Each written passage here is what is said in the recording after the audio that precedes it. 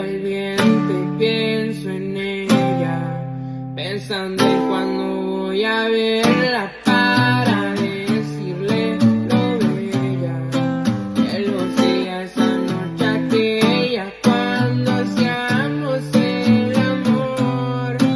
Eso queda entre los dos sin olvidarme del dolor que en mi PC quedó. Todos los besos de tu boca, todavía el sabor de rosa.